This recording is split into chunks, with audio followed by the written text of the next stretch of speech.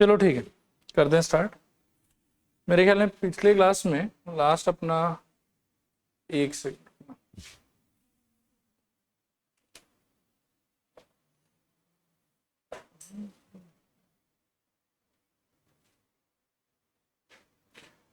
देखो, ये question number 10 हो गया था शायद, नहीं?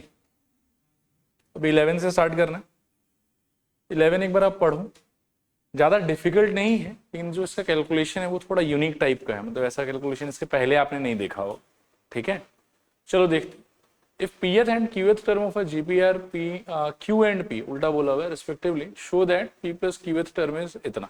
ठीक है, देखो यहां ध्यान से,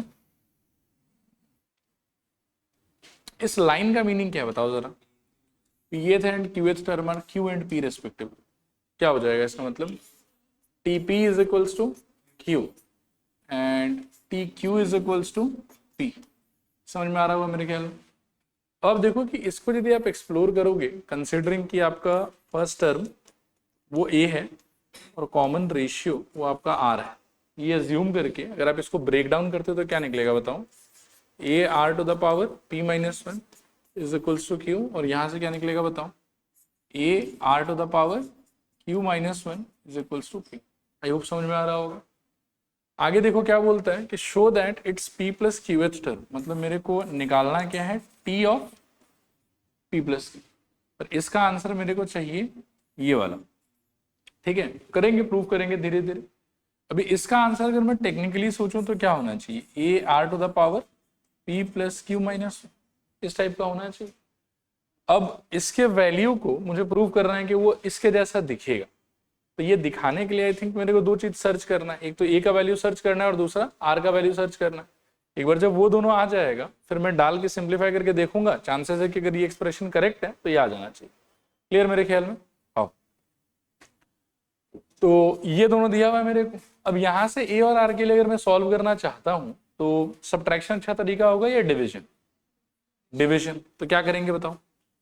पहले सपोज करो कि ये है मेरा इक्वेशन नंबर 1 और ये है मेरा इक्वेशन नंबर 2। ठीक है, तब यहाँ से मैं कर लेता हूँ 2 डिवाइडेड बाई 1, और अब देखो कि क्या निकलेगा। यहाँ से निकलेगा मेरे ख्याल में a r to the power q minus one divided by a r to the power p minus, और दिस इज इक्वल्स टू, यहाँ पर आ जाएगा मेरे ख्याल में p डिवाइडेड बाई q, ऐसा। ठीक है, a कैंसिल हो जाएगा और r दोनों का बेस अगर सेम है तो पावर को हम क्या कर सकते हैं? सब्ट्रैक्ट। ठीक है, तो अगले स्टेप में देखो ये कैसा दिखाई पड़ेगा आपको? r to the power q minus one minus क्या होना चाहिए? p minus one is equals to p by q। Bracket एक बार खोला नहीं है। ठीक है, अब अगले पेज में क्या होगा देखो, r टू द पावर, ध्यान से सोचना, q माइनस वन, तो q माइनस वन, फिर ये माइनस इस ब्रैकेट पे इंपैक्ट डालेगा तो क्या हो जाएगा? माइनस p प्लस वन, और उस तरफ आपके पास क्या पड़ा हुआ है? p बाई क्यू, तो वो अभी भी वैसे ही रहेगा p divided by Q. Minus one plus one गया, यहाँ से आपको मिला r to the power q minus p is equals to p divided by Q. यहाँ तक समझ में आया? इसके बाद में देखो एक बहुत ही मतलब सिंपल सा चीज़ है, लास्ट क्लास में काफ़ी डिस्कस किया था हमने इसको, कि कहीं पर अगर r क्यूब लिखा हुआ हो इज इक्वल्स टू, मान लो कि ऐसे 5 लिखा हुआ है, यहाँ से कहने होगा इसकी r का वैल्यू क्या होगा? कंसिडरिंग कि 5 is not a perfect cube, अगर मान लो कि 8 होता फिर तो r का आंसर 2 हो जाता, लेकिन अगर सपोज करो कि परफेक्ट क्यूब नहीं है, स्टिल हम क्या करेंगे? 5 टू द पावर 1/3 इस तरीके से शिफ्ट कर देते, राइट। तो यहाँ पर r to the power q minus p का आंसर मेरे क्या है? p divided by q। यहाँ से अगर मैं एग्जैक्टली r का वैल्यू सर्च करना चाहूँ तो मैं क्या लिख सकता हूँ बताओ? p divided by q whole to the power 1 by q minus p। Comfortable? पक्का? अब रह गया a का वैल्यू क्या होगा। तो a का वैल्यू निकालने के लिए देखो आप क्या कर सकते हो, इन दोनों में से कोई एक इक्वेशन को यूज कर लेते। ठीक है, यहां तक अगर सारा चीज क्लियर है तो बताओ, फिर मैं a का वैल्यू निकालना सिखाऊंगा आप। हाँ, यहां से अपने क्या चीज का वैल्यू आ गया? ये आ गया अपने r का वैल्यू, r का वैल्यू डन है अपना। हाँ, अब निकालना है मेरे को a का वैल्यू, तो a के वैल्यू के लिए मैं क्या सोच रहा हूँ, वो एक इक्वेशन यूज कर लेते हैं, मान लो कि यही वाला इक्वेशन यूज कर लेते हैं, फर्स्ट वाला। तो अब देखो कि फर्स्ट इक्वेशन आपको क्या दे रहा है? फर्स्ट इक्वेशन आपको दे रहा है कि a r to the power p minus one is equals to q। First equation implies A are to the power p minus 1 is equals to Q. ठीक है, अब देखो यहाँ पे कि क्या हो सकता है। आपको चाहिए a का वैल्यू, ठीक है,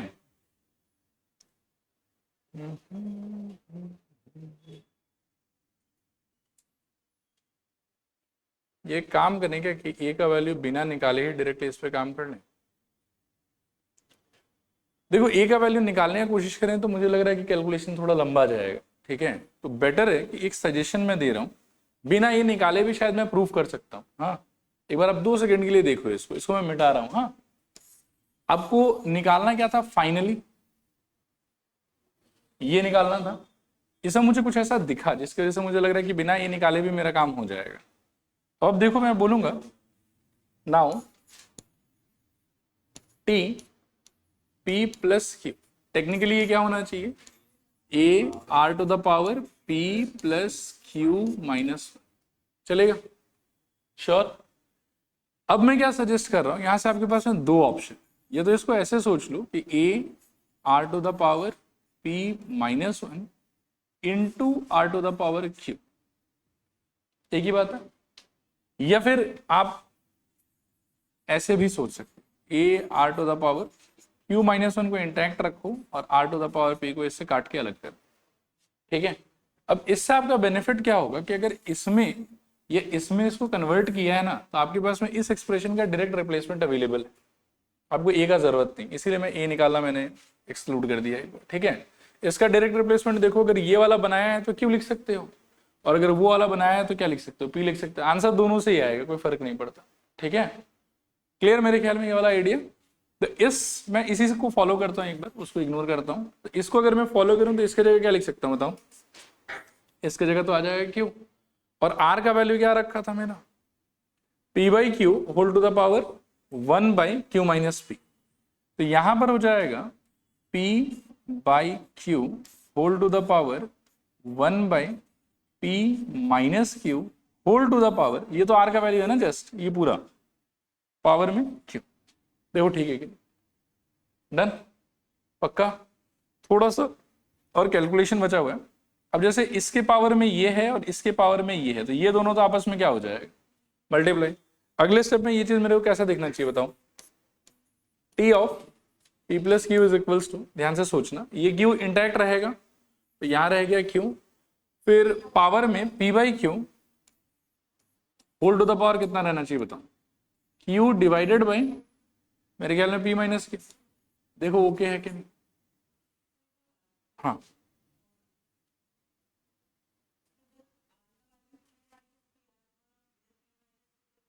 अच्छा अच्छा अच्छा, सॉरी मिस्टेक हो रहा था, फिर आंसर मैच नहीं करता, क्यू माइनस पी आता ना,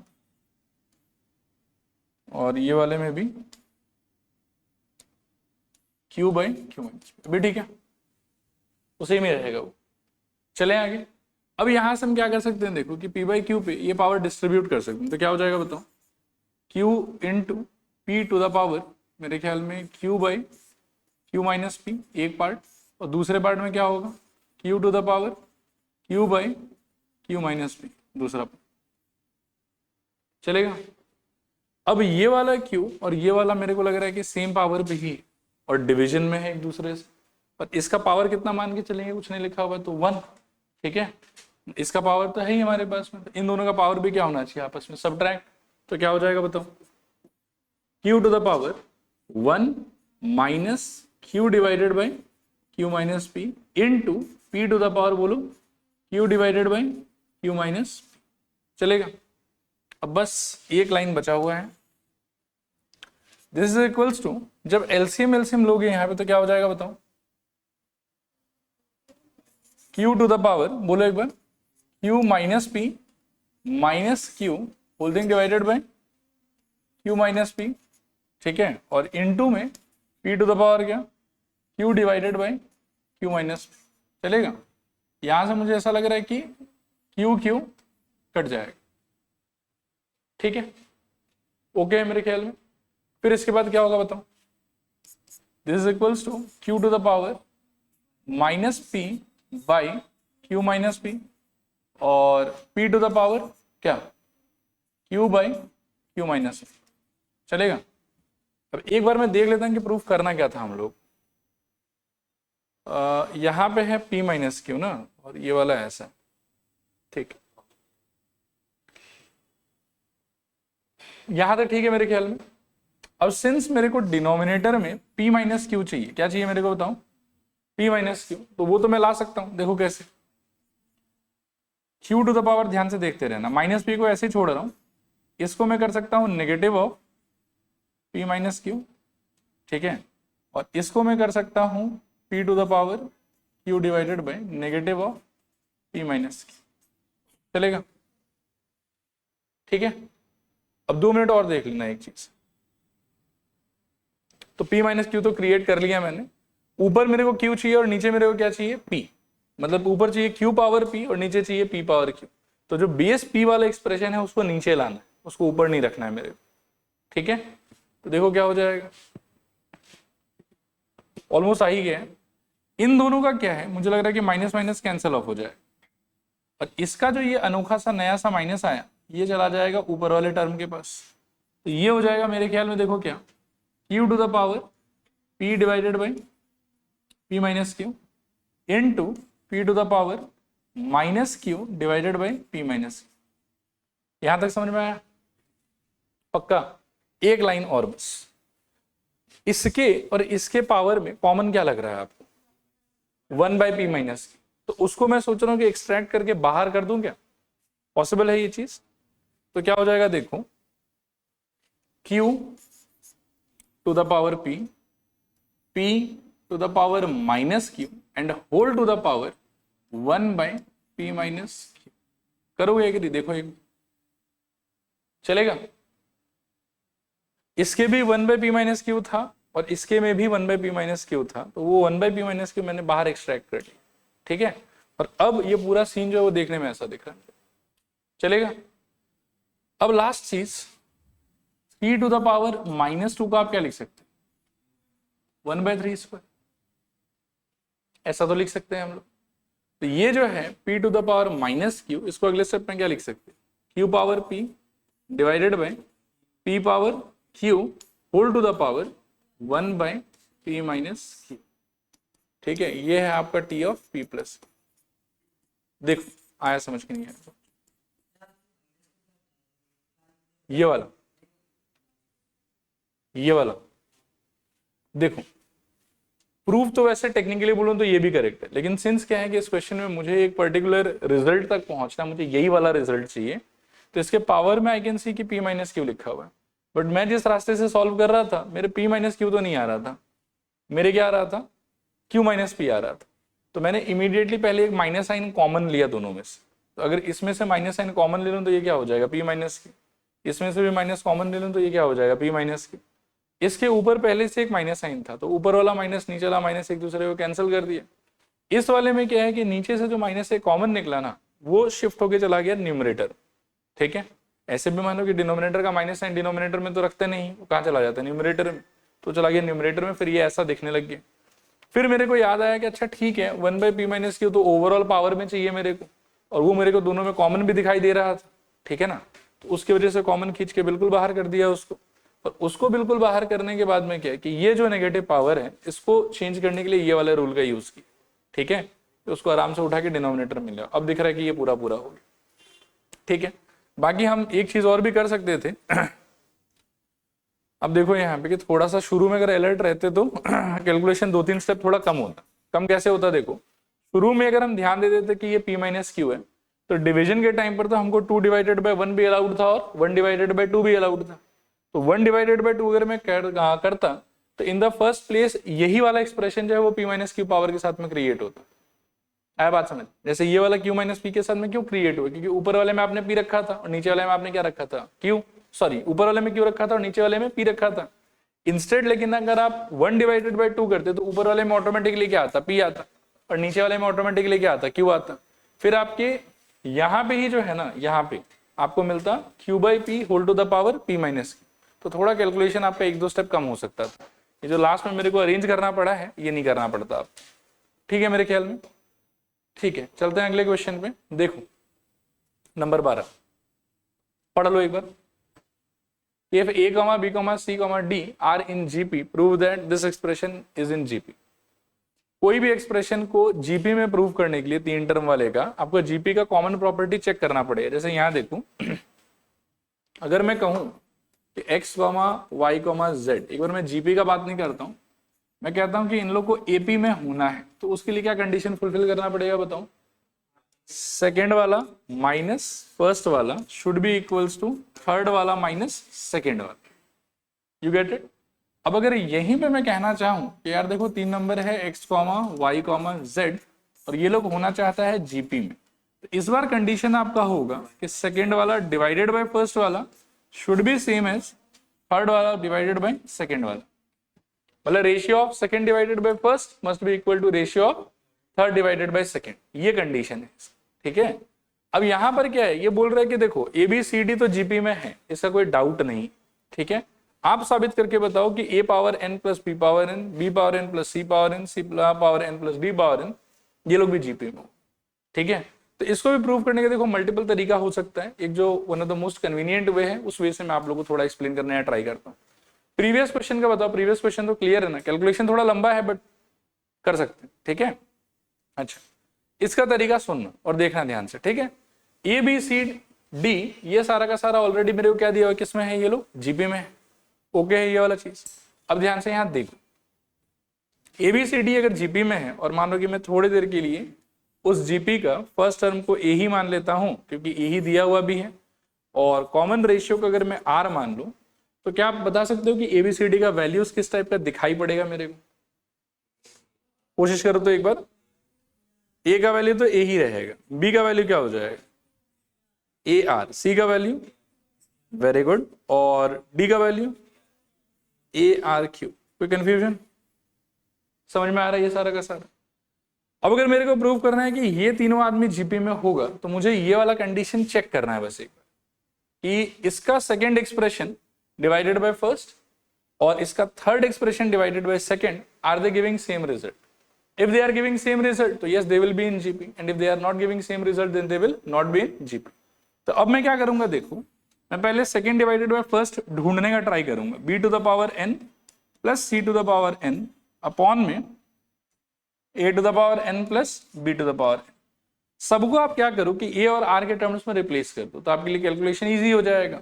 b के जगह पर आप क्या यूज कर सकते हो बताओ मेरे को, AR, ठीक है ना, AR whole to the power n, plus c के जगह पर AR square whole to the power n, और नीचे आपके पास में है a to the power n, और यहाँ b के जगह पर आप वापस क्या यूज कर सकते हो, AR whole to the power n।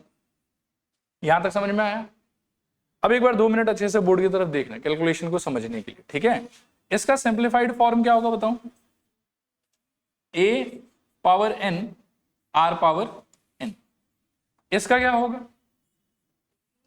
a power n r power twice n, और नीचे वाले का क्या होगा, a पावर n प्लस बोलो a to the power n r to the power, ठीक है।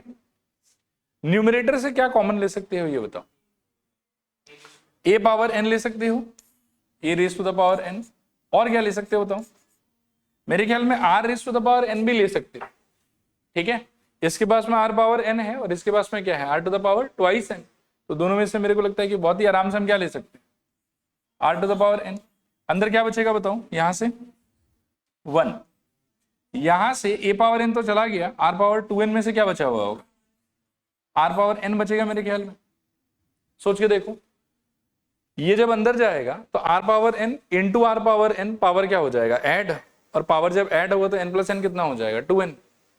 फिर से एक्सप्लेन करूं कि हो जाएगा, देखो इसमें ऐसे आपको लग सकता है कि यार सर यहाँ पे 2n था, आपने n निकाल लिया तो 2 बचना चाहिए, लेकिन वैसा नहीं होता। देखो जैसे मैं एक चीज यहाँ समझाता हूँ, मान लो कि x cube plus x to the power 8 लिखा हुआ, राइट।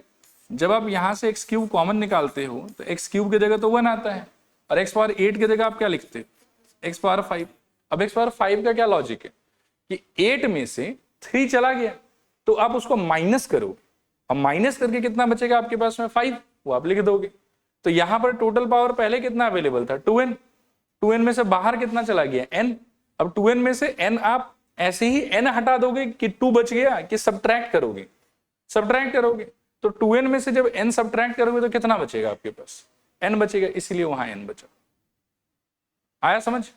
जैसे ऊपर क्या करते हैं, सोचो x क्यूब निकालेंगे ना, तो 8 में से 3 निकाल दिया तो आप क्या सोचोगे, क्या चला गया 8 में से, 3 सब्ट्रैक्ट हुआ कि 3 ऐसे उठ के चला गया, सब्ट्रैक्ट हुआ।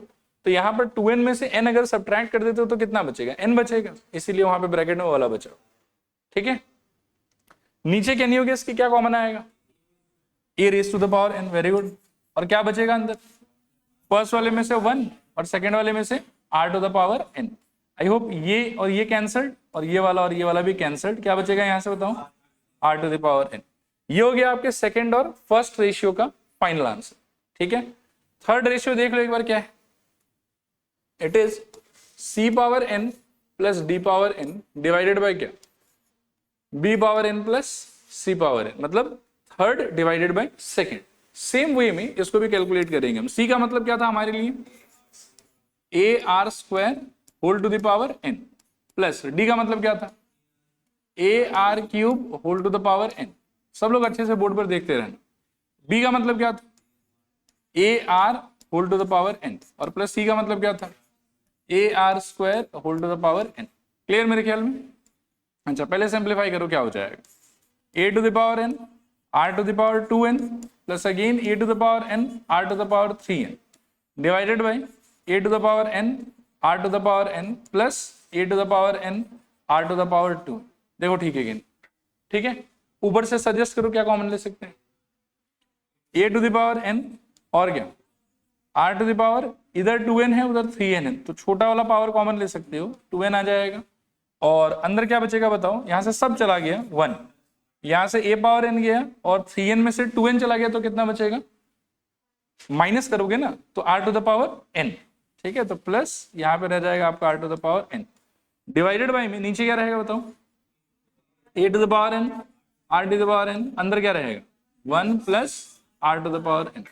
अगेन यू कैन सी कि ये वाला कट गया, ये वाला कट गया, और r power 2n divided by r power n, इस वाली पावर माइनस होगी, क्या बचेगा आपके पास r to the power n। तो अल्टीमेटली क्या बचा आपके पास r to the power n। From here we can see कि इन दोनों का रेशियो और इन दोनों का रेशियो सेम आया है कि अलग अलग आया है, सेम आया है। From there we can say कि ये तीनों आदमी किस में रहेगा, जीपी। देखो क्लियर है कि नहीं क्लियर, आया समझ? और ये कॉमन लेने का आइडिया अब तो क्लियर है पूरा, पक्का? ठीक है, अगले वाले पे चलते हैं। क्वेश्चन ये इसी का ना सेकंड पार्ट है, हाँ इसी सेम क्वेश्चन। ठीक है, एक बार आप लोग 2 मिनट सोचो इसके बारे में कैसे कर सकते हैं, फिर मैं बात करता हूं।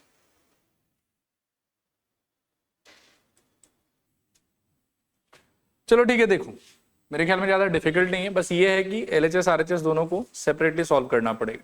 तो पहले आओ LHS पे फोकस करते हैं। यू मस्ट रिमेंबर कि A को अपन ने क्या लिया है, A, B को अपन ने क्या लिया है, AR, C को अपन ने क्या लिया है, AR स्क्वायर, एंड D को अपन ने क्या लिया है, AR का क्यूब। बस ये वैल्यूज को रिप्लेस करना है ना। तो A का स्क्वायर मेरे ख्याल में A का स्क्वायर ही रहेगा, B का स्क्वायर हो जाएगा एक्चुअली में AR का स्क्वायर। ठीक है, AR का स्क्वायर, C का स्क्वायर क्या हो जाएगा बताओ, AR स्क्वायर का स्क्वायर। ठीक है, और दूसरे वाले ब्रैकेट में स्टार्ट होगा AR के स्क्वायर से, नेक्स्ट वाला होगा AR के स्क्वायर का स्क्वायर, उसके नेक्स्ट वाला होगा AR के क्यूब का स्क्वायर, यूं। ठीक है यहां तक मेरे ख्याल में? ठीक है, चले आगे। इसका सिंप्लीफाइड फॉर्म लिखते हैं, आओ तो मिलके आप लोग बताओ। A स्क्वायर, नेक्स्ट वाले का बोलो A स्क्वायर R स्क्वायर, उसके बाद वाले का बोलो A square R to the power 4। ठीक है, उसके बाद वाले का बताओ A square R square, next वाले का बताओ A square R to the power 4, और लास्ट वाले का बताओ A square R to the power 6। चलेगा? व्हाट डू यू सजेस्ट, इसमें से कॉमन क्या ले सकते हो? Sure, good. A स्क्वायर क्या बचेगा बताओ, 1 plus R square plus R to the power 4। What about this A square with R square, तो यहां से क्या बचेगा 1, यहां से क्या बचेगा, अब देखो A स्क्वायर तो पूरा चला गया, और 4 में से 2 अगर आप हटा दिए तो माइनस करके हटाओगे, क्या हो जाएगा बताओ, R स्क्वायर बचेगा। और लास्ट वाले में से what do you suggest, A square पूरा गया, R पावर 6 में से R पावर 2 अगर चला गया तो R टू द पावर कितना बचेगा आपके पास में, 4, R टू द पावर 4। बहुत लोग ना इसको R क्यूब सोचते हैं, पता नहीं क्यों, ठीक है, लेकिन वो गलत तरीका है। यहाँ पर क्या बचना चाहिए हम लोग के पास में, R to the power 4। Then you will find कि ये वाला टर्म तो यार एक जैसा दिख रहा है, तो ये कंबाइन करके क्या हो सकता है, देखो कि इसको कंबाइन करोगे तो ये हो जाएगा मेरे ख्याल में कितना, ए स्क्वायर इंटू ए स्क्वायर, कितना, ए पावर 4, ये ऑलरेडी क्या है, आर का स्क्वायर, और इसका चेहरा कैसा है, 1 plus are square plus r to the power 4, 2 बार है, मल्टीप्लाइड है तो स्क्वायर हो जाएगा, चलेगा। ये आपके एलएचएस का मोस्ट सिंप्लीफाइड फॉर्म, ठीक है। Now if we talk about RHS, तो देखो आरएचएस में क्या होगा, it is a b plus b c plus c d whole square, ठीक है। Now this is equals to, a b का क्या होगा देखना, ए का ए रहेगा, बी का हो जाएगा ए आर, ठीक है, बी का ए आर और सी का हो जाएगा मेरे ख्याल में ए आर स्क्वायर, सी का मेरे ख्याल में ए आर स्क्वायर, डी का मेरे ख्याल में हो जाएगा ए आर क्यूब, ठीक है। और इस पूरे का रहना चाहिए स्क्वायर एज पर given in the question. Complete करोगे तो it will become a square R, it will become a square R का cube, this is going to become a square R to the power 5 का whole square, ठीक है। इन सारे में से common क्या ले सकते हो, मेरे को लग रहा है कि ए स्क्वायर भी ले सकते हो और आर भी ले सकते हो, क्या बचेगा आपके पास, इधर से 1, इधर से प्लस आर स्क्वायर, इधर से प्लस आर का मेरे ख्याल में क्यूब, और पूरे पे स्क्वायर। अच्छा हाँ, सॉरी आर पावर 1 ही तो बाहर गया, ठीक, आर टू द पावर, देखो ओके है कि नहीं, चलेगा। फिर ये जो पावर 2 है ना, ये इसको भी मिलना चाहिए, इसको भी मिलना चाहिए और इस ब्रैकेट को भी मिलना चाहिए, तीनों को मिलना चाहिए। तो ए स्क्वायर का फिर से आप पावर 2 रेज करोगे तो क्या हो जाएगा, ए टू द पावर 2 2 ज़ा 4 into R to the power 2 और into this expression 1 plus are square plus R power 4 to the power कितना, 2, which is I believe exactly same like this, ठीक है। And therefore we can claim कि okay LHS is equals to RHS, चलेगा। कितने लोग आ गया था ये लास्ट तक, गुड। चलो फिर मैं आगे, चलो देखो अगला क्वेश्चन पढ़ो एक बार।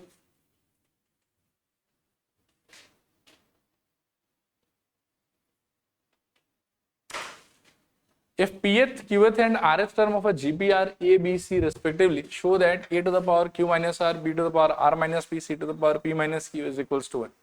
Very standard question, काफी प्लेन एंड सिंपल कैलकुलेशन है, बस एक लाइन से करते जाना है, फटाफट आपका आंसर आ जाएगा। इस लाइन का मीनिंग बताओ कि pth टर्म a होगा, tp is equals to a, qth term b होगा, इसका meaning is equals to b, and rth term c होगा, इसका meaning tr is equals to c। ना लोग स्मॉल a ऑलरेडी किसी और पर्पस के लिए यूज किया हुआ है टू रिप्रेजेंट pth टर्म, तो यू कैन नॉट काउंट कि ये आपका फर्स्ट टर्म हो, फाइन। तो यहां पर हम फर्स्ट टर्म को थोड़ी देर के लिए मान लेते हैं कैपिटल ए और कॉमन रेशियो को थोड़ी देर के लिए मान लेते हैं कैपिटल आर ही मान लो, ताकि एक यूनिफॉर्मिटी सा दिखाई दे, कैपिटल आर, चलेगा। तो उस हिसाब से इस लाइन का नया वर्जन क्या हो सकता है, a are to the power I think p minus 1 is equals to small a, what do you say? Third term का मतलब क्या होता था, a r square, fifth term का मतलब क्या होता था, a are to the power 4, sixth term का मतलब क्या होता था, a are to the power 5। मतलब जो भी टर्म का पोजीशन है उससे आर का पावर एक यूनिट क्या रहना चाहिए, कम। इस टर्म का पोजीशन क्या बताया हुआ है, pth, तो a are to the power क्या हो जाना चाहिए, p से एक कम, p माइनस 1, फाइन। अगर ये लाइन समझ में आया तो मेरे को इस लाइन में हेल्प करो, तो टी क्यू वाले में कैसे एक्सपेंड करोगे बताओ। हाँ सब लोग पार्टिसिपेट करो, A are to the power Q minus 1 is equals to B, और नेक्स्ट वाले में पार्टिसिपेट करो, A are to the power R minus 1 is equals to क्या, सी। डन, क्लियर, पक्का। ये हो गया आपकी ए का वैल्यू, बी का वैल्यू और सी का वैल्यू, और आपको प्रूफ करना है ये वाला। तो नए पेज पे ले लेते हैं LHS, ठीक है। ए टू द पावर मेरे को क्या चाहिए देखो, क्यू माइनस आर, तो A to the power sorry small A to the power Q minus R, small B to the power क्या चाहिए मेरे को, R minus P, small C to the power क्या चाहिए मेरे को, पी माइनस की, ठीक है। This is equals to small A का खुद का वैल्यू क्या आ रखा है, A capital R to the power P minus 1, वो रिप्लेस कर देंगे उसके जगह पर, A capital R to the power बोलो P माइनस 1 और होल टू द पावर क्या रहेगा Q माइनस स्मॉल r। ठीक है, सिमिलरली B के जगह पे B का वैल्यू कितना है A R to the power Q minus 1, तो ये हो जाएगा A R to the power मेरे ख्याल में Q minus 1 whole to the power R minus, ठीक है, इनटू क्या हो जाएगा बताओ A R to the power बोलो small r minus 1 whole to the power P minus, चलेगा। अब कुछ नहीं है, ये जो पावर है ये दोनों को मिलना चाहिए, ये पावर दोनों को मिलना चाहिए और ये पावर भी इन दोनों को मिलना चाहिए। क्लियर, तो उसके हिसाब से आप बस ब्रेक डाउन करो तो क्या कैसा दिखेगा ये बताओ, A to the power Q minus R into R to the power बोलो। अभी इफ यू डोंट माइंड मैं इसको ब्रेक करके यहीं लिख लेना चाहता हूं ताकि अगले स्टेप में सीधा एक बार में ऐड कर सकूं। तो क्या होगा देखो P minus 1 whole thing into Q minus R है, तो पहले ही होगा P into Q minus R, तो क्या हो जाएगा बताओ तो पी क्यू पार्टिसिपेट करो माइनस पी आर है ना, और माइनस क्यू और बोलो plus R. Is that okay? Next part का can you help? A to the power बताओ R minus P, very good, और बोलो फिर आर टू द पावर क्या क्यू आर, बोलते चलना q r minus p q और बोलो minus r plus p. Is that okay? चलेगा। और लास्ट वाला बताओ ए टू द पावर क्या पी माइनस क्यू और are to the power r p या पी आर एक ही बात है, माइनस देख लो आप आर क्यू और बोलो minus P plus Q, so minus P plus Q. चलेगा। अब सारा पावर सबका मेरे को क्या कर देना है, कॉमन कॉमन वाले में प्लस, तो ए और ए ये सारा कंबाइन हो जाएगा और आर आर और ये फर्स्ट वाला आर ये सारा कंबाइन हो जाएगा। ठीक है, इनको मैं मिटा लेता हूं। चलो देखो अभी this is equals to a to the power, ध्यान से देखना आप, हाँ देखो यहां से मिला मेरे को q माइनस आर, यहां से मिला मेरे को प्लस आर माइनस, और लास्ट वाले से मिला मेरे को क्या बोलो प्लस p माइनस क्यू। ठीक है, यू कैन सी कि p से p गया, r से r गया, q से q गया, सारा पावर कट गया। और r के पावर में क्या होगा बताओ, r के पावर में अगेन पहले ये मिलेगा, क्या हो जाएगा बताओ, बहुत लंबा जाएगा ये, हाँ p q minus P r minus q plus are.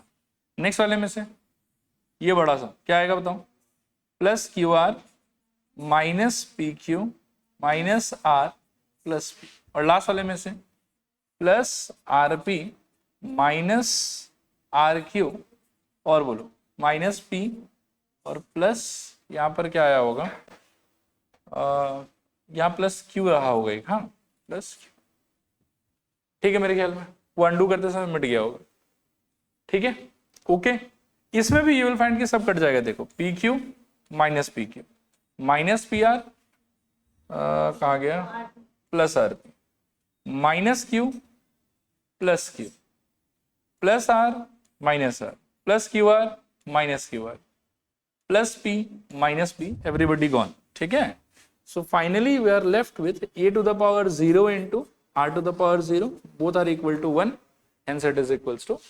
ठीक है, so nothing very difficult about this, बहुत कैलकुलेशन भी टफ नहीं है, बस यानी कि बच्चे इस वाले स्टेप में थोड़ा सा गलती कर देते हैं, वहां चांस रहता है, और नेक्स्ट चांस रहता है गलती करने की आर का जब सारा पावर आप कंबाइन कर रहे होते हैं ना, तो कुछ एक दो टर्म भी अगर इधर उधर हो गया तो सारा कैंसल ऑफ नहीं होगा आप। बाकी मैं सच बताऊं तो आप इतना कंसर्न रहना नहीं चाहिए आपको, आप सीधा सारा पावर लिखो और ऐसे ही काट दो, इतना मिलाते मत रहो कि कौन किससे कट रहा है नहीं कट रहा है, ऑब्वियसली वो कटेगा ही, और कट के both has to become 0 to get the answer. ठीक है, क्लियर मेरे ख्याल में। नेक्स्ट देखो इसको, ठीक है, if a comma b comma c are in gp and a power 1 by x equals to b power 1 by y is equals to c power 1 by z, then prove that x y z are in a। ठीक है, इस question से deal करने से पहले I will teach you something, ये आप याद रखना, वैसे इसको हम इंडाइसेस के चैप्टर में सीखेंगे। हाँ एक सेकेंड, इंडाइसेस देखो इंडाइसिस में मैं आपको एक चीज दिखाऊंगा कि कभी भी अगर मानो कि ऐसा कुछ हो, something equals to something equals to something, ऐसा कुछ अगर आपको गिवन रहे, ठीक है ना, ऐसा कुछ आपको क्या रहे गिवन, एक single statement containing two equal science, ऐसा अगर कुछ भी कभी भी आपको गिवन रहे तो हमेशा देयर इज अ पेक्यूलियर वे कि उसी से आपको स्टार्ट करना चाहिए। इस क्वेश्चन में भी आई कैन सी कि ऐसा कुछ दिया हुआ है मेरे, something equals to something again equals to something, ठीक है। तो इस टाइप का स्ट्रक्चर जब भी गिवन की तरह मेरे को दिया हुआ रहेगा, there is no other way by which you should start, जो मैं अभी दिखाऊंगा उसी से आपको स्टार्ट करना चाहिए। And not only in this question, in every question containing this kind of expression, ठीक है। अब देखो इसको आप कैसे स्टार्ट कर सकते हो, सुनना और सोचना थोड़ा ध्यान से। a to the power 1 by x is equals to b to the power 1 by y is equals to c to the power 1 by z, ये दिया हुआ आपको इक्वल इक्वल इक्वल, ठीक है। आप इसको मान लो कि इक्वल्स टू ये होगा की, और ऐसा आप अज्यूम कर रहे हो इसलिए ब्रैकेट में आप लेट ले, और इज इक्वल्स टू के लेने का मीनिंग क्या है उसको भी थोड़ा ध्यान से समझो कि इसका ओवरऑल कोई एक वैल्यू होगा, इसका भी ओवरऑल कोई एक वैल्यू होगा, एंड इसका भी ओवरऑल कोई एक वैल्यू होगा। ये लोग देखने में तीनों अलग अलग है, बट क्वेश्चन बोल रहा है कि इस तीनों का जो आने वाला आंसर का वैल्यू है ना, वो वैल्यू क्या होना चाहिए आपस में सेम। तो मैंने यही अज्यूम किया है कि इन तीनों का जो इक्वल वैल्यू है, उस वैल्यू का जो रिप्रेजेंटेशन है वो मैं के मान लेता हूं एक बार के, कि इनका आंसर के आना चाहिए। क्या आना चाहिए बताओ, के। फिर इसके बाद में आपका काम क्या है कि इंडिविजुअली इनको एक एक करके के साथ में इक्वेट करो आप, ठीक है ना, इंडिविजुअली। तो क्या होगा बताओ, a to the power 1 by x is equals to कितना की, नेक्स्ट बताओ b to the power 1 by y is equals to कितना की, नेक्स्ट बताओ मेरे को c to the power 1 by z is equals to, is that okay. अब वापस से यहां देखो कि जैसे सपोज करो कि root over x is equals to 8 लिखा हो, इफ आई आस्क यू कि x का वैल्यू क्या होगा तो क्या करोगे, ऐसा है सपोज करो, एंड मैं यहां से पूछूं कि x का वैल्यू क्या होगा 64। Now let me show you one more thing. This same expression could also be written as what? X to the power 1 by 2 is equals to 8. Right. Now to remove this half, what you did squaring both sides. Basically what you did is, mathematically आपने ना दोनों side 2 power raise की इस 2 को भगाने के, ठीक है। तो लेफ्ट में तो वो 2 कट गया, और राइट में उसका इंपैक्ट क्या पड़ा कि 8 पावर 2 हो गया, और उसका वैल्यू आप मेरे को कितना बता रहे हो 64। एम आई राइट, ये तो किया आपने। चलो एक और एग्जांपल लेते हैं आपको कंफर्टेबल करने के लिए। Cube root of x is equals to let's say 5, x equals to 125, ठीक है 125। Let's talk on that. मान लो कि x to the power 1 by 3 लिखा हुआ और 5 लिखा हुआ, एक ही तो बात है। अब यहां से यदि मैं आपसे x पूछ रहा हूं तो आप बोल रहे हो कि सर क्यूब कर लो, और क्यूब करने का इंपैक्ट देखो एक्चुअली क्या है। क्यूब करने का मतलब है कि इधर भी पावर 3 और इधर भी पावर 3, लेफ्ट में जो पावर 3 है वो मेरे को लग रहा है कि 3 कट गया, क्या बचेगा x पावर 1, और इसका इंपैक्ट ये पड़ा कि 5 के पावर में अल्टीमेटली 3 आ गया, which was the denominator of the initial power. Fine.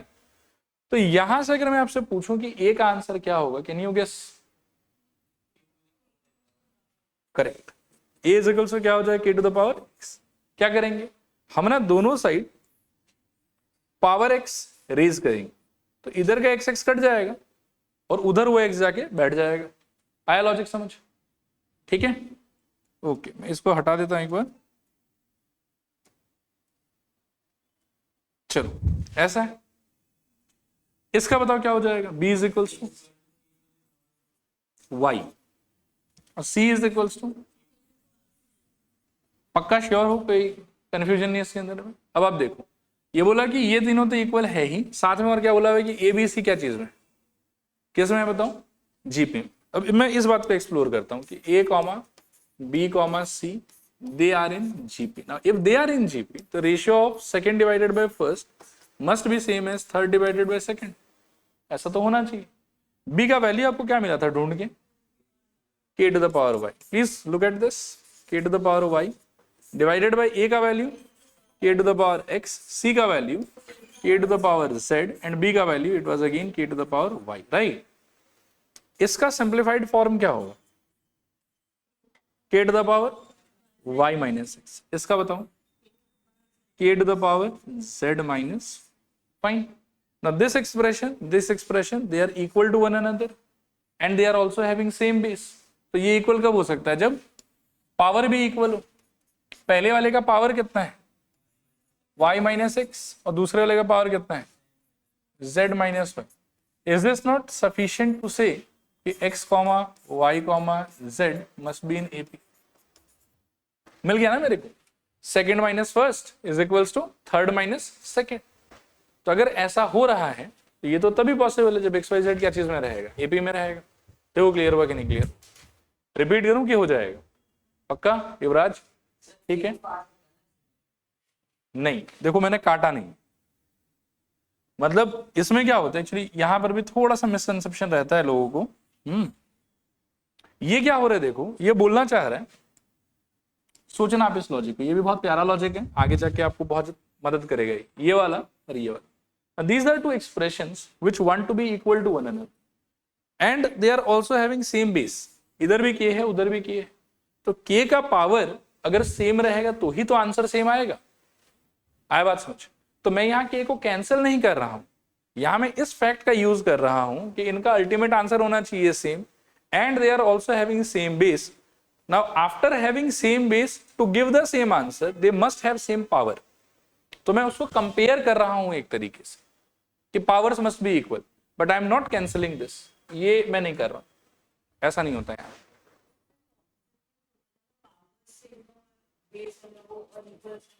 तो भी बोल सकते, कोई दिक्कत नहीं. ठीक है, आया बात समझ? तो वहां से फिर अपने को आंसर होगी. चलें अगले क्वेश्चन पे. यहां से देखो अब 5-6 प्रैक्टिकल एग्जाम्पल है. ठीक है, उसमें आपको मान लो कि कुछ ना कुछ एक रियल लाइफ सिचुएशन दिया हुआ रहेगा, एक दो सिचुएशन का वैल्यू बताया हुआ रहेगा और एक दो सिचुएशन का वैल्यू आपसे पूछा हुआ रहेगा. बेसिकली होगा क्या कि इस रियल लाइफ सिचुएशन को जब आप अच्छे से देखोगे और इसका जो एक दो पोजीशन का वैल्यू आपको बताया हुआ है ना, when you will write it down तो यू विल सी कि वो नंबर्स जीपी में आ रहा है और फ्यूचर के या आगे के पॉइंट की किसी एक वैल्यू को अकॉर्डिंग टू दैट लॉजिक आपको प्रेडिक्ट करना है. तो जैसे शुरू का 2-3 टर्म अगर आपको पता चल जाता है तो आपको टेक्निकली अपने ए का और आर का वैल्यू पता चल जाएगा, और फिर आगे का मान लो कि 7वां या 8वां या 9वां टर्म अगर आपको चाहिए तो आप बस जीपी का लॉजिक लगाओ and get your answer. Is that okay? चलो बिगिन करते हैं. पढ़ो पहला question. At the end of each year the value of a certain machine has depreciated by 20% of its value at the beginning of that year. If the initial value was ₹1250, find the value at the end of 5 years. ठीक है, क्या कर सकते हैं बताओ?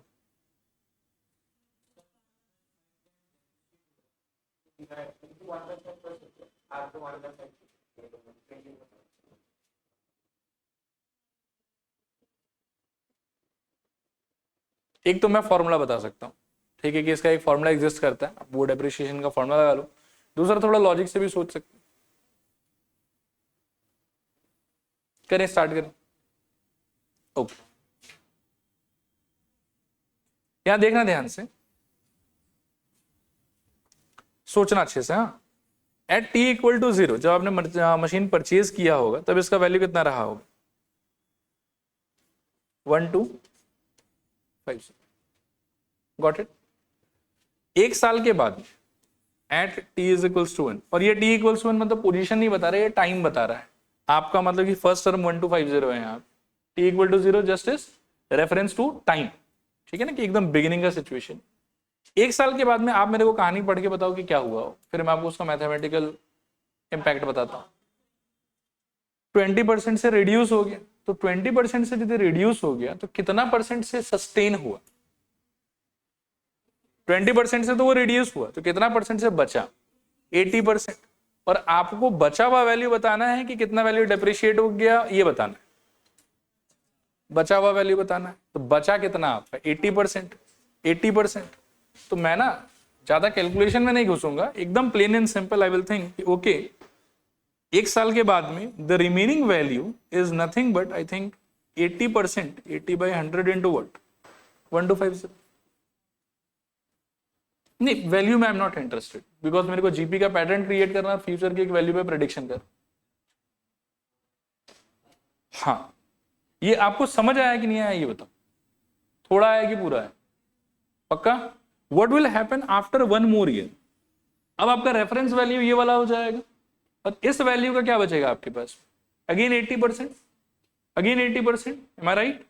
तो क्या हो जाएगा बताओ, after 2 years your value is going to become, sorry ये वैल्यू 2 होना चाहिए था, value third is equals to क्या हो जाएगा बताओ, 80/100 of the value at the end of first year. ठीक है, कितना हो जाएगा 80/100 ऑफ 80/100 ऑफ क्या 1250। So all together if I right, ज्यादा सिंप्लीफाई नहीं कर रहा हूं ताकि आप लोगों को समझ में आए पूरा का पूरा, इट विल बी 80/100 का square into 1250। What do you से, चलेगा पक्का? अब मेरे को ऐसा लग रहा है कि यार कि ये जीपी फॉलो कर रहा है। ठीक है, ये था मेरा फर्स्ट टर्म, ठीक है, जो कि साल 0 का सिचुएशन है। ये है मेरा सेकेंड टर्म जो कि साल 1 का सिचुएशन है।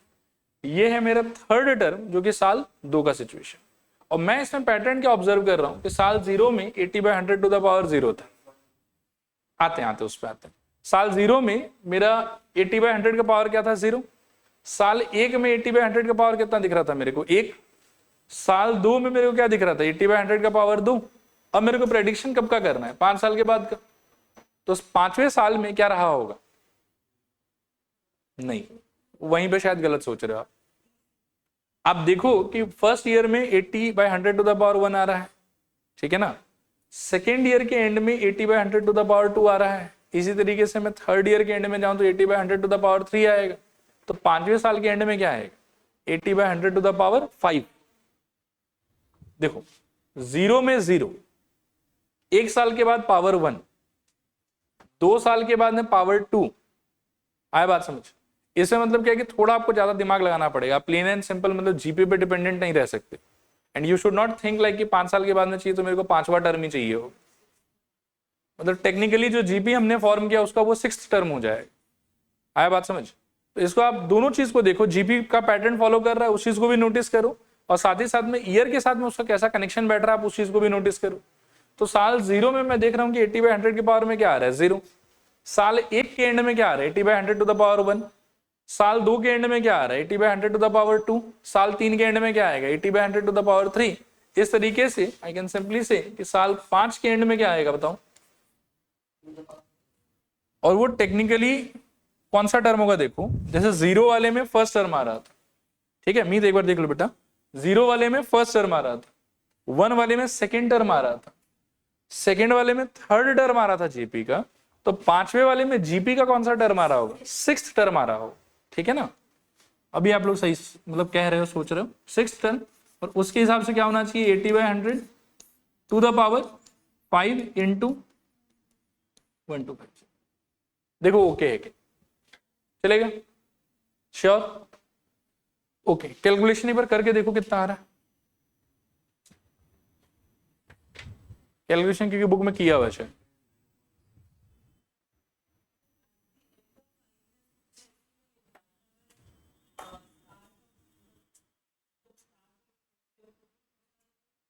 तब फिर 4th ईयर के एंड वाला आंसर मेरा आंसर हो टर्म 5 ईयर्स। अच्छा देखो इसमें भी ना एक बात है, पता है कि आप टर्म 5 यूज करोगे कि टर्म 6 यूज करोगे, वो टोटली डिपेंड करता है कि आप ये जीपी फॉर्म कैसे कर रहे हो। अब कोई बच्चा मानो कि जीपी का स्टार्टिंग ही इसी को माने, ठीक है, तो वो टर्म 1 से स्टार्ट करेगा। इसीलिए मैं इसमें दोनों चीज पे स्ट्रेस दूंगा कि आप टाइम स्टैम्प भी ध्यान से देखते रहो, और जीपी आपने कैसे फॉर्मुलेट किया आप वो भी देखते रहो कि आपके कौन से साल में कौन सा टर्म क्रिएट हो रहा है। आया बात समझ? ठीक, इनिशियल वैल्यू लेके करो, अच्छा है, आराम से आप उसको भी ले सकते हो एज अ फर्स्ट टर्म, ठीक है, लेकिन उससे कभी कभार क्या ना कि आंसर सोचने में थोड़ा सा डिफिकल्टी आता है, ठीक है। बाकी आंसर दोनों से ही आ जाता है, अगर आपका थॉट प्रोसेस ठीक है तो आंसर दोनों से करेक्टली आ जाएगा। क्लियर मेरे ख्याल में? हाँ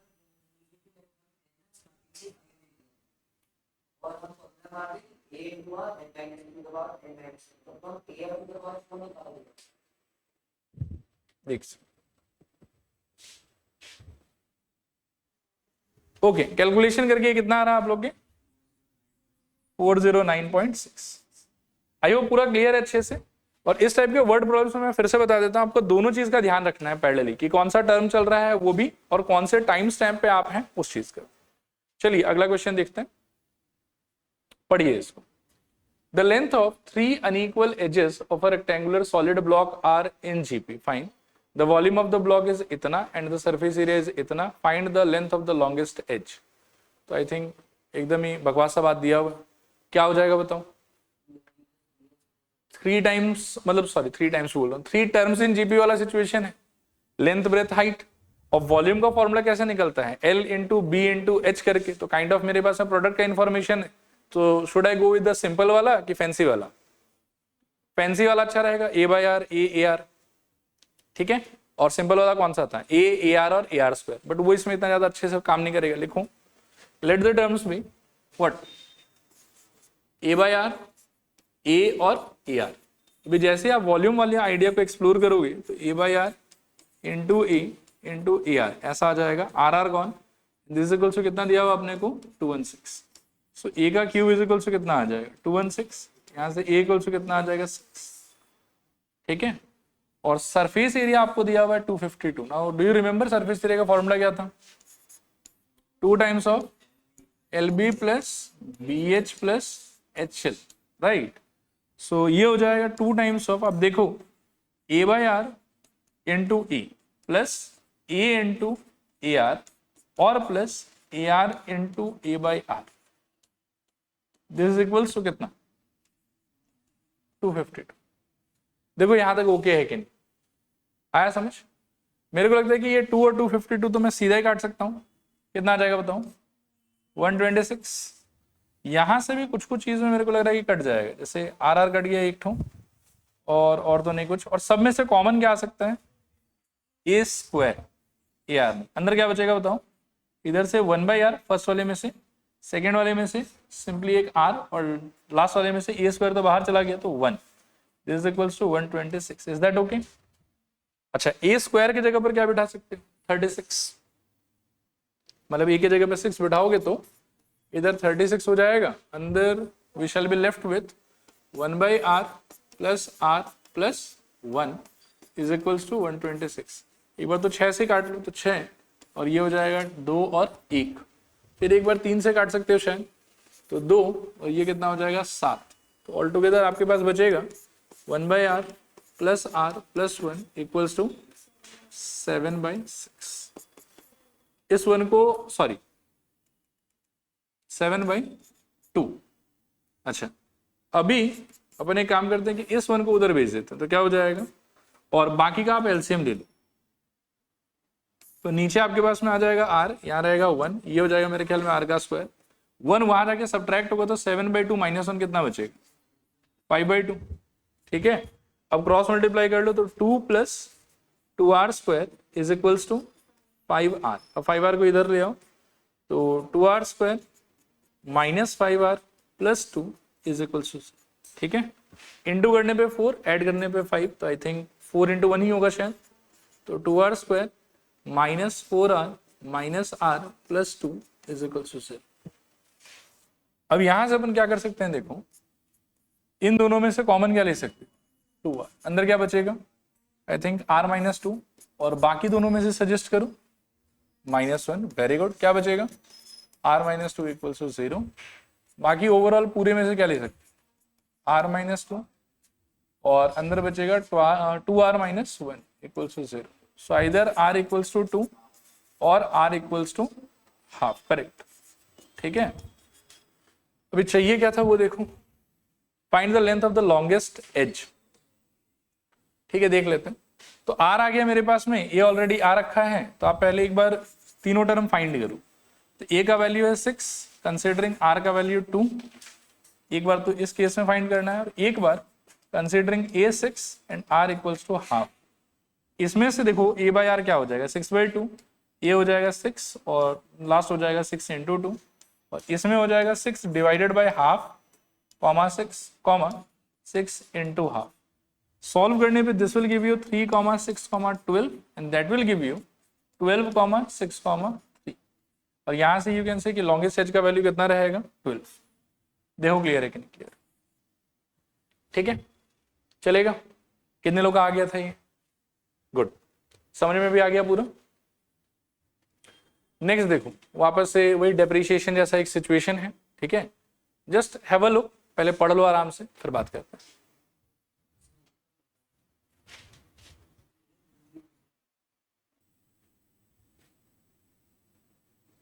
ठीक है, करते हैं डिस्कस। मैं दोनों चीज पैरेलली समझाने का ट्राई करूंगा आपको, टाइम स्टैम्प भी और कि जीपी का फॉर्मेशन कैसे हो रहा है, फिर टाइम स्टैम्प और जीपी में कनेक्शन देखेंगे और अकॉर्डिंगली फिर अपने आंसर को हम लोग चूज करेंगे। ठीक है, just have a good look at the situation. पहले बोल रहा है कि पॉपुलेशन ऑफ द सिटी कितना है, 51240। आधा को इन्फेक्ट करना है आगे चल के, इसका आधा कितना हो जाएगा वैसे? 256, 1 2 3 6, ये आधा याद रखना। आगे देख, let us assume that 5000 persons in the city are infected by coronavirus. ठीक है, the virus is so contagious that the number of infected persons doubles every 12 days. Fine. If the rate of doubling remains constant, then in how many days 50% of the population gets infected? मतलब कितना लोग को infect करना है मेरे को, ठीक है, और उसमें कितना टाइम लगेगा, ये चीज मेरे को बता। ठीक है, तो चलो बिगिन करते हैं। देखो, आप ऐसा सोचो, डे 0 पे तो कुछ होगा ही नहीं, डे 1 पे, कौन सा डे पे बताओ, डे 1 पे कितना लोग इन्फेक्टेड है? 5000। ठीक है, अब यहां से कितना दिन आगे जाना है मेरे को? +12। ठीक है, और ये कौन सा डे आ जाएगा बताओ? डे 13। इस दिन कितना लोग हो जाएगा? 10,000। सोचना अच्छे से, डबल होना है। फिर यहां से कितना दिन ऐड करूंगा बताओ? 12 दिन ऐड करूंगा वापस। ठीक है, और अब 10,000 से कितना हो जाएगा? 25 की क्या डबलिंग हो रहा है, डे 25 होगा। अच्छा हाँ, डे 25 होगा, करेक्ट, सॉरी, मेरे को लग रहा है कि 25,000 बोल रहे थे आप लोग। डे 25 आ जाएगा ये वाला। ठीक है, और क्वांटिटी कितना होगा? 20,000। 20, 1 2 3। ठीक है, व्हाट डू यू से, नेक्स्ट कहां जाना चाहिए मेरे को, अगर मैं बस चार्ट एक बार फॉलो करूं तो? नेक्स्ट आई थिंक फिर से +12 मोर डेज क्या हो जाएगा? D 37 and quantity 40,000। आ रहा है समझ? 1 2 3 4। ठीक है, अब ध्यान से देखो कि एक आपका टाइम स्टैम्प है, उसको अपन बाद में टैकल करें। ठीक है, और दूसरा आपका क्या है? दूसरा आपका क्वांटिटी है। ठीक है, उस क्वांटिटी को मैं अपने जीपी का, इसको मैं कह सकता हूं कि ये मेरा टर्म 1 है, ये मेरा टर्म 2 है, ये मेरा टर्म,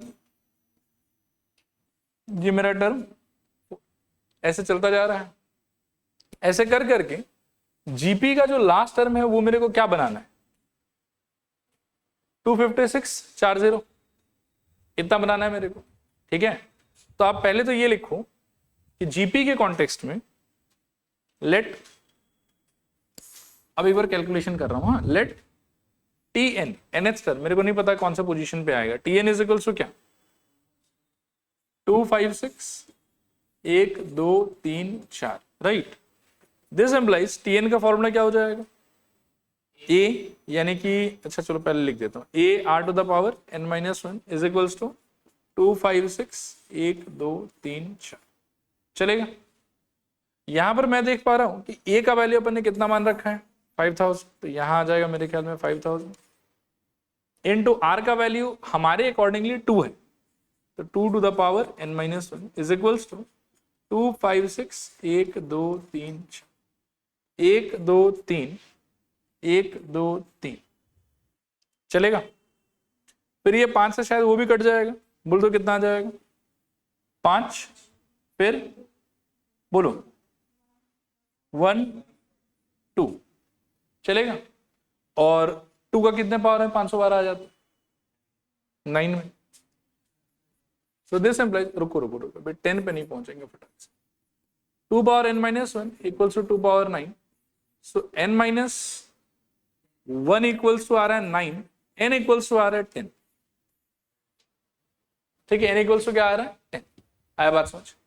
लेकिन ये n इक्वल्स टू 10 का मतलब 10 डेज नहीं हो। ठीक है, आप समझो इस चीज को। स्टार्ट हुआ था डे 1 पे, फिर 12-12 से वो इंक्रीज हो रहा है, 12-12 से वो क्या हो रहा है? इंक्रीज हो रहा है। ठीक है ना, स्टार्ट किससे हुआ था? 1 से, और फिर कितने कितने से इंक्रीज हो रहा है? 12-12 से इंक्रीज हो रहा है। तो इसका अगर कोई एक पैटर्न मेरे को फॉर्म करना है कि जिससे मैं मतलब कि नंबर ऑफ डेज को समझ पाऊं, तो मुझे एक ऐसा रूल चाहिए होगा ना जिसमें 1 डालने से तो ये निकलना चाहिए एक, फिर 2 डालने से क्या निकलना चाहिए 13 निकलना चाहिए। या आप ऐसा सोचो ना कि ये जो 113 मतलब आप ऐसा समझो कि नीचे तो आपके जीपी चल रहा है और ऊपर मेरे को लग रहा है कि एपी चल रहा है, ठीक है, एपी चल रहा है। जिस एपी का टर्म्स क्या क्या बताओ, 1, 13, 25, 37 एंड सो। फर्स्ट टर्म 1 मान के चल सकते हैं। अब आप देखो कि डेज के कैलकुलेशन का अगर मैं आइडिया बताऊं तो डेज आपका ऐसे चेंज हो रहा है, 1 फर्स्ट टर्म है आपका, फिर क्या बताऊं 13, फिर बताऊं नहीं 25 है ना शायद, एंड सो ऑन। इसका टीएन अगर मैं निकालना चाहूं तो क्या हो जाएगा, first term plus n-1 into D, ठीक है। इसमें n इक्वल्स टू 1 डालूंगा तो क्या आएगा 1 आएगा, n इक्वल्स टू 2 डालूंगा तो क्या आएगा 13 आएगा, सोच के देखो, 3 डालूंगा तो क्या आएगा 25 आएगा, ठीक है ना। और आपके टेक्निकली n कितना है, तो इसमें यदि 10 डालते हो तो डेज के लिए क्या हो जाएगा आपका, डे इज इक्वल्स टू, आप कह सकते हो कि 1 प्लस मेरे ख्याल में sorry 10 - 1 into 12, what do you से, चलेगा। और सॉल्व करेंगे तो 1 प्लस 9 इंटू 12 कितना हो जाएगा 108 प्लस 1, तो आई थिंक 10, ये आंसर होना चाहिए। तो इसमें क्या है कि पैरेलली देखो दो चीज चल रहा है, एक चल रहा है क्वांटिटी ऑफ पेशेंट्स, वो फॉलो कर रहा है जीपी को, ठीक है, और एक चल रहा है number of days required to get that number of persons infected, वो चल रहा है एपी में। तो पहले आप जीपी को फॉलो करके 25640 क्वांटिटी पे पहुंचने के लिए देखो कि आपको कौन से टर्म पे पहुंचना, आया बात समझ, तो उससे आपको टर्म के पोजीशन का आइडिया लग जाएगा, आपके 10वें टर्म पे ऐसा होगा। फिर जो डेज वाला स्ट्रक्चर है ना उसको इफ यू नोटिस तो यू विल फाइंड कि इट इज फॉलोइंग एपी, ठीक है, और उस एपी में 10वें पोजीशन पे जो भी आएगा वही आपकी डेज का क्वांटिटी बताएगा, क्योंकि 10वें पोजीशन पे मतलब सेम ही चीज फॉलो हो रहा था ना, ऊपर डेज वाले क्वांटिटी में क्या फॉलो हो रहा था एपी, और नीचे पेशेंट के नंबर वाले में क्या फॉलो हो रहा था जीपी। अब इस जीपी में मैं देख रहा हूं कि 10वें पोजीशन पे मेरा इतना पर्सन या इतना पेशेंट इन्फेक्टेड हो जाएगा, तो 10वें पोजीशन पे वो क्या नंबर एज्यूम कर रहा होगा, उसके लिए मेरे को उसका पैटर्न देखना होगा। उसका पैटर्न क्या फॉलो कर रहा है एपी, उस एपी का 10वां टर्म निकाल लो आप, अब देखो आराम से 109 आ जाएगा, ठीक है। कोई कंफ्यूजन है तो बताओ, चलो देखो एक बार, ये मेरे ख्याल में सेम डेप्रिसिएशन जैसा ही है, ठीक है, बस वही टाइम स्टैम्प और जीपी के पैटर्न को ध्यान से समझना पड़ेगा। अच्छा 2 क्वेश्चन आए क्या इसमें, 19 थोड़ा रुक के देखेंगे, आप एक बार 18 ही पढ़ो बस।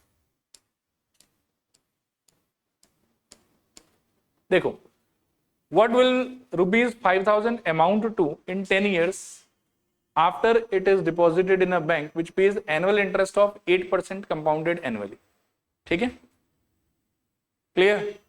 अब इसमें वापस से आप देखो कि टाइम स्टैम्प का कितना बड़ा रोल है। हाँ, t इक्वल्स टू 0 पे, again t equals to 0, I am not specifying term का position, t equals to 0 is reference to time, एकदम बिगिनिंग में आपका जो अमाउंट आपने बैंक में जमा किया था, कितना जमा किया था 5000, ठीक है। तो ये काइंड ऑफ आप ऐसा कह सकते हो कि अमाउंट नंबर 1 है आप, ठीक है। कैन यू टेल मी कि 1 साल के बाद क्या होगा, it will increase by 8%, right. 1 साल के बाद में जो आपका अमाउंट नंबर 2 हो जाएगा that will be 8% of 5000 plus 5000, ठीक है। इसको एक बार 2 मिनट देख लेना, हाँ मैं कुछ यहाँ एक्सप्लेन करना चाहूंगा, ठीक है। मेरे ख्याल में ये वाला श्योर, इसमें से 5000 अगर कॉमन ले लेते हो तो क्या हो जाएगा बताओ, आई थिंक 8/100 प्लस 1, तो सिंप्लीफाई होकर कितना हो जाएगा बताओ 108/100, नहीं ये दोनों 5000 कॉमन ले लेंगे तो अंदर बचेगा यहां से 8/100 और यहां से बचेगा +1। चलो मैं लिख के दिखा दूं, नहीं मत काटो मत काटो, काटोगे तो देखो यार फंस जाओगे काटो मत अभी, 5,000 कॉमन ले लो, क्यों फंसोगे, आपको 2-3 टर्म के बाद में एहसास हो जाएगा, ठीक है, अभी काटो मत, 5,000 कॉमन ले लो, यहां से क्या बचेगा बताओ, और वहां से क्या बचेगा प्लस, इसको कंबाइन करोगे तो क्या निकलेगा,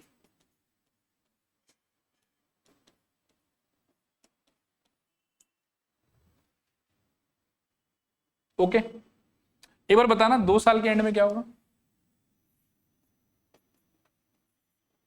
अमाउंट नंबर कौन सा होगा ये हमारे लिए, थर्ड, ये था फर्स्ट जो इनिशियली डिपॉजिट किया था, ये था सेकंड जो हमने 1 साल के बाद रिसीव किया, या 1 साल के बाद में हमारे अकाउंट पे क्रेडिट हो गया, और 2 साल के बाद जो क्रेडिट होगा वो हमारे लिए अमाउंट नंबर 3 होगा, ठीक है। And tell me the calculation कि वो क्या होना चाहिए, that should be I think 8% of this, क्योंकि कंपाउंड इंटरेस्ट में क्या होता है कि जो नया अमाउंट है वही आपका प्रिंसिपल बन जाता है, ठीक है, तो ये प्रिंसिपल मान के 8% इंक्रीमेंट होना चाहिए आपका, 8% अगर इंक्रीमेंट होगा तो 8% आपको मिलेगा interest of what, of this, it will be 5,000 into 108/100, ठीक है, इतना तो आपको मिलेगा इंटरेस्ट, और आपका प्रिंसिपल कितना रहेगा, नहीं इतना ही, इसी प्रिंसिपल पे तो इंटरेस्ट मिल रहा है, तो ये प्रिंसिपल है ही और इतना इंटरेस्ट मिल रहा है आपको, तो प्लस कितना रहेगा बताओ, आई थिंक 5,000 इंटू 108/100, ठीक है। मैं कहानी एक बार एक्सप्लेन कर देता हूं, देखो क्या हुआ, फर्स्ट ईयर में आपने इतना पैसा जमा किया, तो बैंक के पास में आपके नाम पे कितना पैसा जमा है, इतना ही पैसा जमा है, तो 1 साल के बाद में क्या होगा कि आपको अपने पैसे पे ये इंटरेस्ट वाला पार्ट भी मिलेगा और आपका प्रिंसिपल डिपॉजिटेड था, तो अमाउंट ओवरऑल क्या हो जाएगा आपका इन दोनों का सम, तो ये हो गया आपका। फिर सेकेंड ईयर जब पार हुआ ना आपका, तो ये है आपका प्रिंसिपल जो बैंक के पास में आपके नाम पे जमा है, तो इस प्रिंसिपल पे 8% आपको मिलेगा इंटरेस्ट, और प्रिंसिपल जो आपका जमा था वो तो रहेगा ही आपके नाम पे, तो अमाउंट कितना हो जाएगा, interest plus principal. Now again if you simplify this, तो कैन यू टेल मी कि इन दोनों में से कॉमन क्या आ सकता है, 5,000 इंटू 108/100 कॉमन ले सकता हूं, हेल्प मी आउट, क्या बचेगा बताओ, 5,000 इंटू टेल मी 108/100, ये तो कॉमन चला गया, इसमें से बचा मेरे ख्याल में 8/100, और उसमें से बचा मेरे ख्याल में plus, again if you simplify that it will become 108/100, और ये वाला मल्टीप्लाई होकर क्या हो जाएगा, 5,000 इंटू टेल मी बाई 100 का, ये आया समझ, हो गया, अब काफी है 3 टर्म, अब हम प्रेडिक्शन करेंगे कि हमको क्या चाहिए, ठीक है, तो क्या चाहिए हमको पहले ये बताओ, 10 साल के बाद का अमाउंट चाहिए, क्या चाहिए हमको 10 साल के बाद का अमाउंट, आपको ना दोनों चीज को साइमल्टेनियसली नोटिस करना होगा और फिर अपने आंसर पे पहुंचने का कोशिश करना चाहिए। आप एक तो देखो कि टाइम कैसे चल रहा है और अमाउंट कैसे चेंज हो रहा है, अमाउंट चेंज तो जीबी में हो रहा है, दैट आई कैन सी, ठीक है, लेकिन मेरा जो रिक्वायर्ड आंसर है वो कौन से टर्म से आएगा, ये चीज आपको ध्यान से समझना पड़ेगा, देखते हैं बात करते हैं, ठीक है, मैं इतना जल्दी पहुंचूंगा नहीं उसमें। टाइम 0 में आई कैन सी के मतलब 108/100 का पावर 0 है, टाइम 1 में 108/100 का पावर 1 है, टाइम 2 साल के एंड में 108/100 का पावर क्या है 2 है, तो टाइम 10 साल के एंड में 108/100 का पावर क्या रहना चाहिए 10 रहना चाहिए, वो मेरा आंसर है। और टेक्निकली इफ आई टॉक तो 0 के एंड में पहला अमाउंट आया, 1 के एंड में दूसरा अमाउंट आया, 2 के एंड में तीसरा अमाउंट आया, तो 10 के एंड में कौन सा अमाउंट आएगा, 10वां आएगा कि 11वां आएगा, 11वां आएगा। तो वैसे भी यदि आप सोचो तो 11वां के लिए क्या होगा आपका बताओ, A11 that should be equals to first यानी कि 5,000 into what, common ratio which was 108/100 to the power कितना 11 के 10, परफेक्ट, ये आंसर। देखो क्लियर है कि नहीं क्लियर, नहीं पागल हो गया, पावर 10,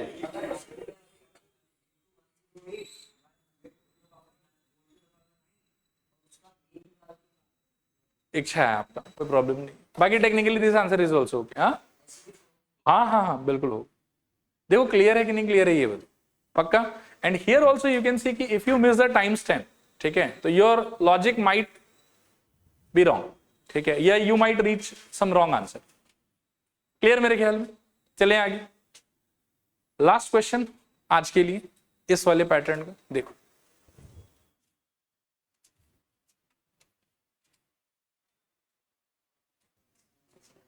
चलो ठीक है, आओ देखते हैं। A certain type of bacteria doubles its population after every 20 minutes. Assuming no bacteria die, how many bacteria will be there after 3 hours if there are 1 million bacteria at present? ठीक है, 3 hours में 20 minutes का कितना slot होगा? 9 slot होगा मेरे ख्याल में। ठीक है, और कैसे पता चला हमको? 3 इंटू 60 डिवाइडेड बाई 20, 0 0 गया 3, तो ओवरऑल 9 ऐसा स्लॉट होगा। हाँ, अब आप ध्यान से देखोगे टाइम स्टैम्प और नंबर ऑफ बैक्टीरिया में क्या कनेक्शन है। टाइम टी इक्वल्स टू 0 में नंबर ऑफ बैक्टीरिया पोजीशन 1 कितना अपने पास में? 1 मिलियन। ठीक है, टाइम मतलब आप ऐसा समझो कि एक स्लॉट पार हो गया। हाँ, मैं प्लस 20 मिनट्स कर रहा हूं इसमें। ठीक है, तो ये टाइम कितना हो जाएगा बताओ? 20 मिनट्स, और इसमें नंबर ऑफ बैक्टीरिया क्वांटिटी कितना हो जाएगा आपकी? 2 मिलियन, डबल हो गया। तो ये 20 मिनट से बढ़ा और ये कितने से बढ़ गया? डबल हो रहा है, तो इंटू 2। फिर नेक्स्ट आगे बढ़ोगे तो और एक 20 ऐड करोगे आप। ठीक है, प्लस 20, तो ये कितना हो जाएगा बताओ? टाइम इक्वल्स टू 40 मिनट, और number of bacteria equals to कितना हो जाएगा आपकी? 4 मिलियन, क्योंकि ये वापस से क्या होगा? इंटू 2 होगा, and this will keep on going. ठीक है, ऐसा कितना स्लॉट आपके पास अवेलेबल है? 9। कितना स्लॉट अवेलेबल है? 9। तो 0 में जब 9 स्लॉट ऐड करोगे तो कहां पहुंच जाओगे? 10th पोजीशन पे। कहां पहुंच जाओगे बताओ? 10th पोजीशन पे। आया बात समझ? तो जीपी के अंदर में फर्स्ट क्या है आपका? 1, और कॉमन रेशियो कितना है आपका? 2। और ऐसा कर करके देखो आप, ध्यान से वापस मैं बता देता हूं। ये 0 था ना, एक स्लॉट ऐड किया सेकंड पोजीशन, 2 स्लॉट ऐड किया थर्ड पोजीशन, 3 स्लॉट ऐड करेंगे 4th पोजीशन पे, ऐसे 9 स्लॉट ऐड करेंगे तो कौन से पोजीशन पे पहुंच जाएंगे? 10th पोजीशन पे पहुंच जाएंगे। तो टेक्निकली जो नंबर ऑफ बैक्टीरिया लेफ्ट होगा वो मेरे को 10th term of the GP से पता चले। और 10th term of the GP मतलब ए यानी कि 1, आर यानी कि 2 to the power 10 minus 1 that is 9, and hence the answer will be 512 million. देखो क्लियर है कि नहीं?